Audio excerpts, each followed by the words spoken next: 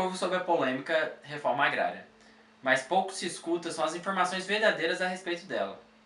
Então viemos com esse vídeo esclarecer algumas dúvidas que ainda podem existir a respeito do tema. A reforma agrária nada mais é, de acordo com o INCRA, o conjunto de medidas para promover a melhor distribuição das terras mediante a modificação no regime de posse e uso no fim de atender princípios de justiça social, desenvolvimento rural e sustentável e um aumento de produção. Princípio do Estatuto da Terra que está na Constituição. Além disso, não foi só no Brasil que teve um processo de democratização das terras. Foi feito por países desenvolvidos como Estados Unidos, Inglaterra, França, Itália e grande parte da Europa também optaram por essa distribuição para atender melhor a população. Porém, com uma mudança fundamental que fez toda a diferença para o curso de suas respectivas histórias. Que foi, eles fizeram uma distribuição de terra com o objetivo de popular a área e delimitar fronteiras, assim definindo a imagem sólida de um país e ao mesmo tempo aumentando seus índices de produção, uma vez que a terra não poderia ficar ociosa. Mas como se dá o processo de desapropriação? O processo se inicia assim. Quando o imóvel é classificado como improdutivo, o INCRA dá início à desapropriação independentemente da concordância com o proprietário. O passo seguinte é a publicação de um decreto presidencial, conhecido como Decreto de Desapropriação. Declara que o imóvel é de um interesse social para fins de reforma agrária. Com o decreto de desapropriação publicado, o INCRA ajuiza uma ação de desapropriação. Após ter depositado em juízo o montante da indenização de terra e apresentar os títulos para o pagamento da terra nua. O INCRA não toma terra do fazendeiro. Na desapropriação, a autarquia tem que pagar uma indenização ao proprietário em valor de mercado aferidos pela vistoria de avaliação.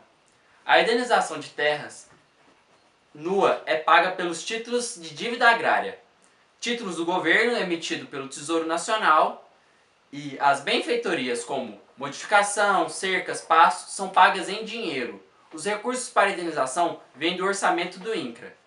Assim que o INCRA apresenta os títulos emitidos e faz os depósitos dos dinheiros, em juízo, a Justiça Federal emite uma autarquia na posse do imóvel. A partir da posse sobre o imóvel, o INCRA inicia o processo de distribuir para as famílias cadastradas e cria o projeto de assentamento local, não havendo processo jurídico. O processo de desapropriação leva no mínimo 10 meses. Agora precisamos saber quem são os beneficiários pela reforma agrária. O INCRA recebe inscrições, cadastra e seleciona candidatos a se beneficiar do programa de reforma agrária.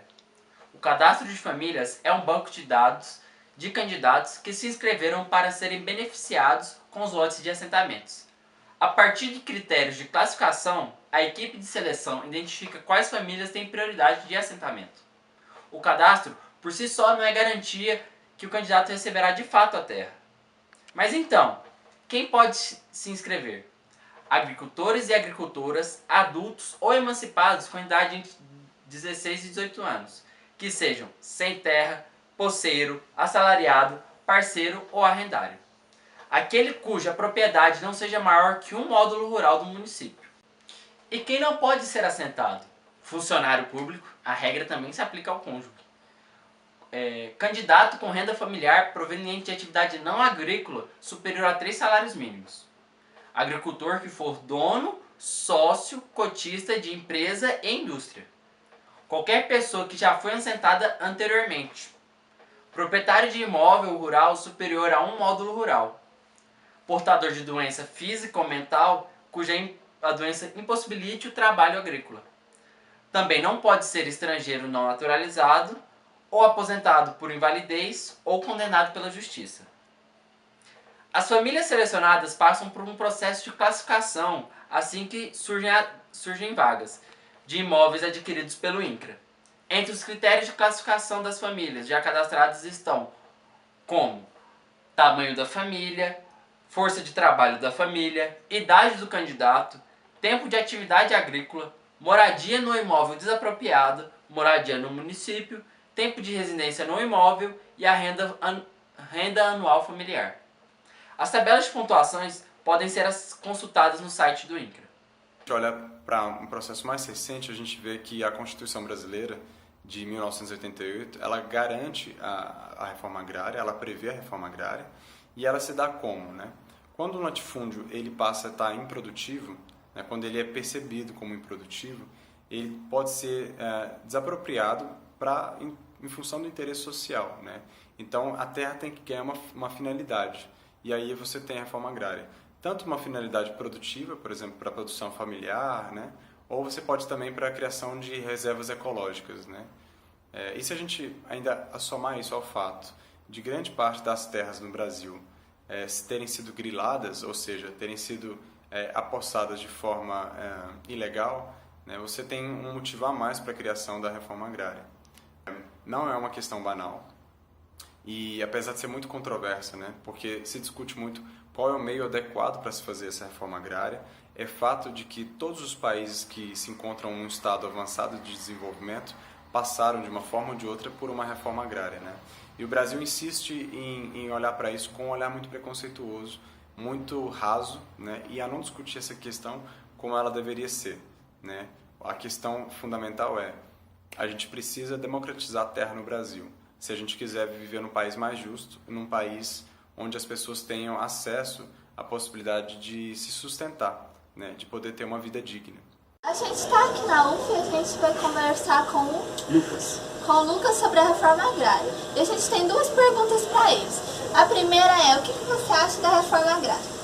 Eu acredito que a reforma agrária é inteiramente pertinente no nosso contexto, né, no contexto social no Brasil, porque é uma região muito ampla, tem tamanho continental e etc, o nosso país, mas ainda assim os pequenos produtores é que deveriam ser valorizados, porque os grandes aglomerados, as grandes produtoras costumam ter monoculturas e sempre favorecem o fluxo de dinheiro para os maiores, etc.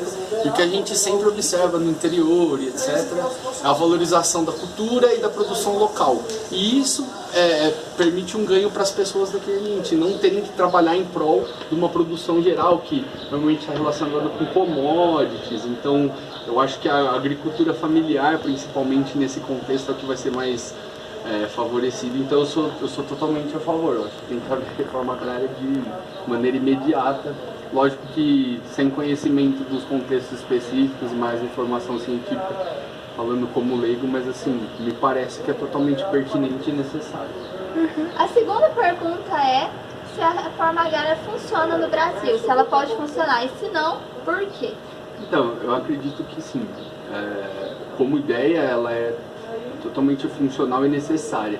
Agora, o problema do funcionamento, da implementação disso, eu acho que é realmente o que eu disse anteriormente. A implementação frente à resistência de grandes produtores, de quem controla a terra, de quem controla a produção, o transporte, a venda disso, vem de frente com a redistribuição de terras, a produção, a rotação de cultura.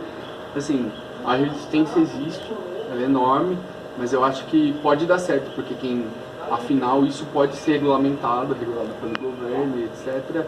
Então assim, possível é. O problema é o jogo de interesses. Realmente quem também controla politicamente esse tipo de intervenção do Estado, né? Na verdade, eles também são meio que bancados pelos grandes, né? Tem todo um interesse da política junto com quem produz o dinheiro, etc.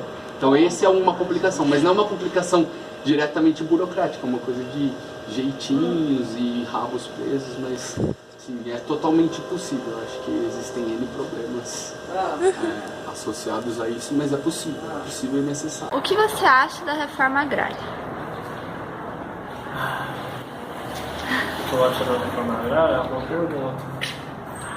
É bem difícil falar sobre uma coisa que não dá certo, porque até hoje não conseguiu funcionar, não tem nenhum meio para conseguir fazer ela dar certo, ser implantada no Brasil em si. Qual que é a tua pergunta mesmo? Se você acha que ela pode dar certo no Brasil e se não, por quê? Quais os desafios que tem? Eu acho que para ser implantada é muito difícil, porque por mais que seja uma ideia muito louvável, precisa da maior assistência e vontade, não só do governo, mas com quem está participando dessa reforma. É muito fácil o governo cedeu a terra, mas e o resto? A subsídio, a ajuda e a orientação, não adianta fazer nada, implementar nada. Tipo, eu acho que falta um pouco de assistência, não só governamental, mas também uma vontade de quem está no meio. Tipo, é que nem eu, você pode me dar agora a questão de matéria que eu faço. É aquele negócio, tipo, você pode aprender a fazer um monte de coisa, mas no final você não usa, entendeu? Eu acho que para ser implementada, precisa, como se diz, precisa dar uma maior assistência e uma maior boa vontade de quem está procurando isso. Acho que é isso. Nós estamos aqui na UF com o técnico administrativo, João Luiz Neto, e agora ele vai dar umas opiniões pra gente. O que o senhor acha sobre a reforma agrária? A reforma agrária no Brasil tem uma certa concordância para que ela seja a sua aplicabilidade no país, porque existem muitas terras que são devolutas, mal ocupadas, que precisam realmente ser ocupadas de forma correta. Mas existe algumas elaborações das leis no passado que, no meu ver, está totalmente ultrapassadas, porque são antigas, e as que estão em vigência, muitas das vezes, a aplicabilidade dela está sendo feita de forma errônea e a qual não se surte o efeito que as pessoas que buscam para o bem aproveito dessa terra tenha a sua, possa se usufruir dela. Então, nessa forma, por exemplo, a minha opinião sobre a reforma agrária, do jeito que ela está um pouco meio errônea, mas se tivesse a aplicabilidade real de todas as leis que ela foi elaborada, ela estaria surtindo um grande efeito. A segunda pergunta é, por que a reforma agrária não dá certo no Brasil? Como eu justifiquei na resposta anterior, as leis são muito antigas e a forma pela qual as pessoas estão buscando para que seja aplicada essas leis dão margem à jurisprudência, dão margem a discussões e faz com que, muitas das vezes, parte-se para atritos de discussões judiciais, atritos verbais de desocupações, que isso ela não se funciona pela forma pela qual ela está sendo feita no atual momento, porque da forma trabalhar-se com a força para cima da lei, dificilmente vão conseguir chegar a um contento de que seja elaborada uma reforma agrária de consistência, uma reforma agrária que venha atender realmente às necessidades daquelas pessoas que realmente precisam. Muito obrigada.